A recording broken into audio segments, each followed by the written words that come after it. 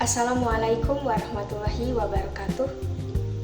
Perkenalkan, saya Isnia Nur Hafiza dengan NIM 24821200086. Saya dari jurusan Ekonomi Syariah, Fakultas Ekonomi dan Bisnis Islam.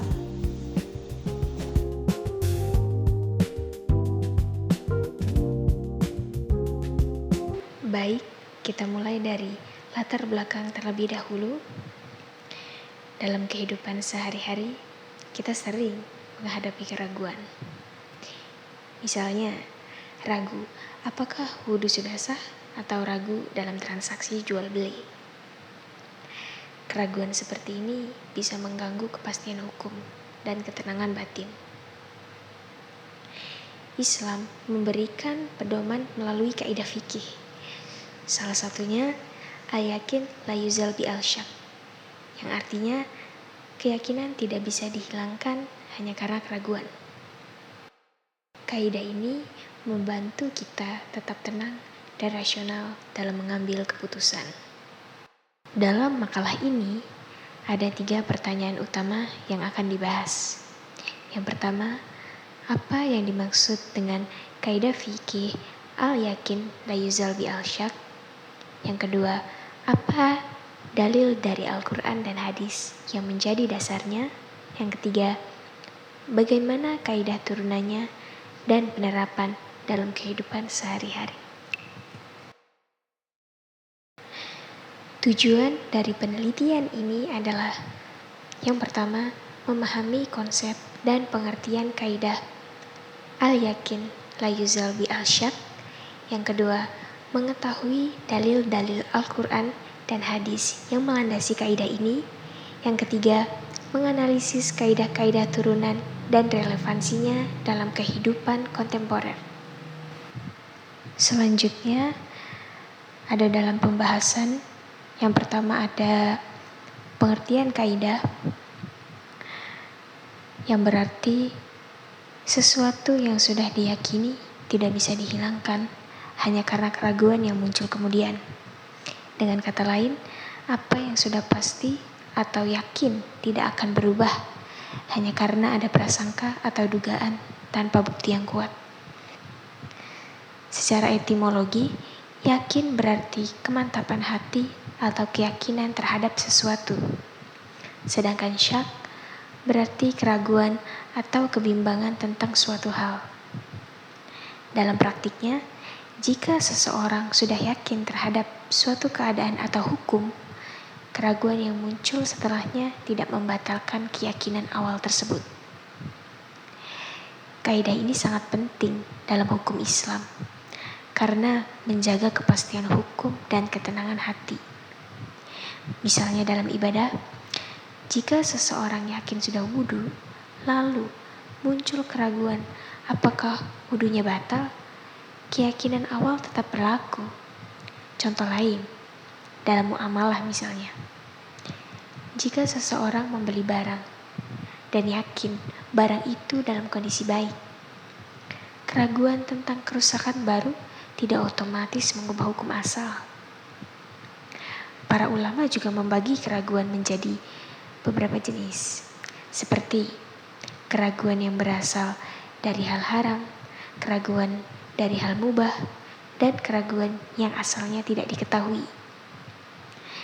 Kaidah ini menunjukkan bahwa kesempurnaan hukum Islam karena memberikan solusi ketika keraguan atau was-was muncul, sehingga ibadah, muamalah, dan keputusan hukum tetap berjalan dengan tenang dan adil. Dengan kata lain, kaidah ini memastikan bahwa apa yang diyakini tidak bisa hilang, kecuali keyakinan lain yang sama kuatnya. Contohnya, jika seorang yakin sudah membayar hutang, lalu ada bukti kuat bahwa hutang itu belum dibayar, keyakinan baru inilah yang menggantikan keyakinan awal. Jadi, kaidah ini tidak menjadikan hukum, tetapi memberikan dasar untuk pengambilan keputusan yang rasional dan adil. Selanjutnya ada dalil Al-Quran dan hadis, seperti pada Quran Surah Yunus ayat 36, yang artinya, kebanyakan mereka hanya mengikuti dugaan. Sesungguhnya dugaan itu tidak sedikit pun berguna atau menyangkut kebenaran. Sesungguhnya Allah Maha mengetahui apa yang mereka lakukan. Selain itu juga dari beberapa hadis Rasulullah juga menjadi sumber dari kaidah ini. Seperti, apabila seseorang di antara kamu ragu dalam sholat, ia tidak mengetahui apakah telah sholat 3 atau 4 rakaat, maka hendaknya ia meninggalkan keraguan dan memantapkan apa yang ia yakini, kemudian sujud 2 kali sebelum salam. Maka bila telah sholat 5 rakaat, genaplah sholatnya. Bila ternyata sholatnya telah cukup, maka kedua sujud itu sebagai penghinaan kepada setan. Hadis riwayat Muslim nomor 571. Hadis ini menegaskan bahwa dalam hal jumlah hitungan yang meragukan, maka yang harus dipegangi adalah jumlah terkecil. Sedangkan jumlah terbesar haruslah dihilangkan sebab hitungan terbesar masih meragukan, sedangkan yang telah yakin adalah hitungan terkecil. Nah, dalam kaidah turunan ada beberapa macam tuh, ada 6 macam. Yang pertama, hukum asal tetap berlaku. Kedua, hukum asal bebas tanggung jawab.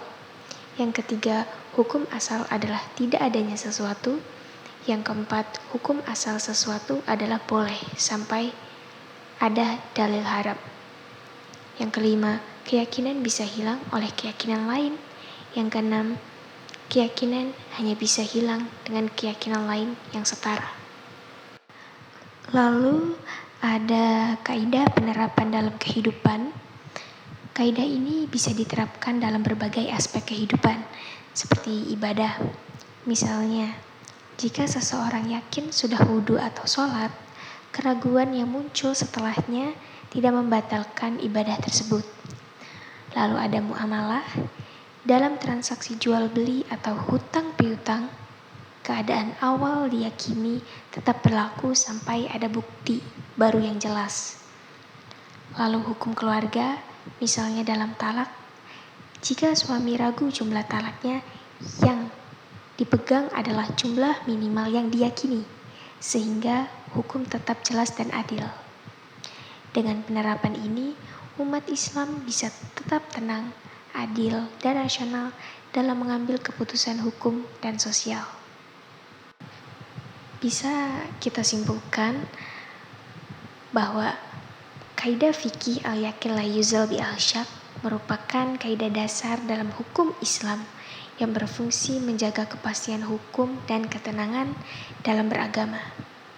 Kaidah ini menegaskan bahwa suatu hukum atau keadaan yang telah diyakini tidak dapat dibatalkan hanya karena keraguan yang tidak disertai bukti kuat. Landasannya berasal dari Al-Quran, hadis Nabi Muhammad SAW, dan kesepakatan para ulama. Dari kaidah utama ini lahir berbagai kaidah turunan yang mempermudah penerapannya dalam ibadah, muamalah, hukum keluarga, maupun persoalan sosial dan ekonomi kontemporer. Penerapannya membantu umat Islam bersikap lebih tenang, adil, dan rasional. Baik, sekian presentasi makalah saya mengenai kaidah fikih al-yakin la yuzal bi al-syak dan penerapannya.